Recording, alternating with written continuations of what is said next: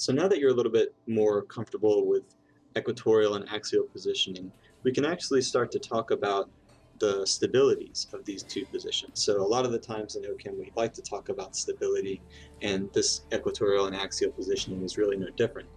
So for these two chair conformations, we actually have two different orientations for the methyl group. In one, we have the methyl group in an equatorial position, and in the other, we have the methyl group in an axial position. And it actually turns out that one of these positions is energetically more stable than the other. So one's going to be preferred over the other. So the question is, should we put the methyl in an equatorial position, or should we put it in an axial position? Or more specifically, what's the molecule going to do? It's going to choose the easy way out, and that's going to be the most stable position. So the way we can rationalize this is, again, trying to shrink ourselves down to the size of the cyclohexane ring. And we're going to try to look along a carbon-to-carbon bond.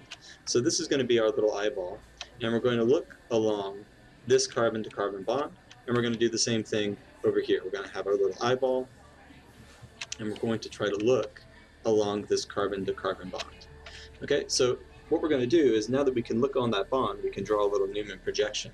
So for the molecule on the left, if we look down this bond, HC is, from our perspective, in a down position, and then HB is kind of coming over here.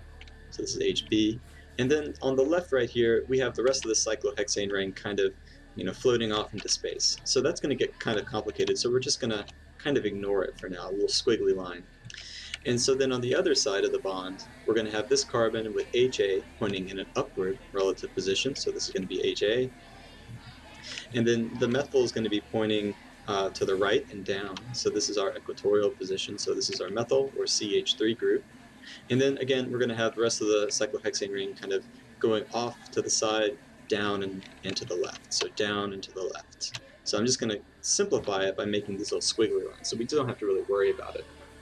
So let's do the exact same thing for the right-hand molecule. We're going to redraw this guy, which is kind of redraw the groups, since we've gone from an equatorial down to an axial up. So again, from this perspective, HC and HB really aren't that different. We're going to have HC going down, and then we're going to have HB kind of going up and to the right. We're going to have that HA going down and to the right, HA right here, and we're going to have the methyl, the CH3, going up. So right now, it doesn't look like there's a whole bunch of difference. The part of the molecule that we're really trying to focus in on is the CH3 part. So for the molecule on the left, we actually get a full picture right off the bat of how that CH3 and what it's surrounded by. So if you look at the CH3, we have a gauche to a HB, so HB gauche, and we have this HC gauche. Okay, so these gauche interactions aren't the best, but the hydrogen's pretty small, methyl's pretty big, but it's not really clashing up against anything very large. The molecule on the right, however, we definitely get to see one of the gauche interactions that this CH3 has, and that's going to be to an HB.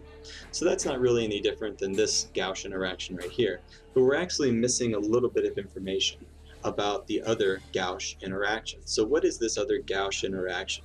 So we don't quite see it at this moment, so we have to include a little bit more about the cyclohexane ring. So let me color in a little bit. Again, this green right here is the carbon that's in front, so this green is this green. And so what we did is we said that we were just going to ignore the rest of the cyclohexane ring, but now we have to fill it in a little bit more. So the group that's immediately to the left is going to be this orange hydrogen, or this orange carbon, and attached to that orange carbon are going to be two other hydrogens. One's going to be, an axial up, and the other is going to be an equatorial down. So this is a hydrogen and a hydrogen. So eventually what we can do is we can get rid of that little squiggly line, and we can acknowledge the fact that we're going to have this orange carbon. And attached to the orange carbon, we're going to have two hydrogens, and we're going to have an axial and an equatorial hydrogen. So we can draw one in, and there's one kind of going into the background, so I'm just going to kind of draw it in. Not really any stereochemical designation, but that part really isn't that important. The fact of the matter is that we have a carbon with a gauche interaction to another carbon, and that's this orange carbon. And if you had to, weigh the lesser of two evils here, you have a carbon, which is a relatively big wrecking ball, interacting with another big wrecking ball, very high type of unstable interaction. So one very high energy interaction and one very low energy interaction. Versus on the left, we have two very low energy interactions. So overall, it looks like the conformation on the right has a little bit extra energy that we really don't want.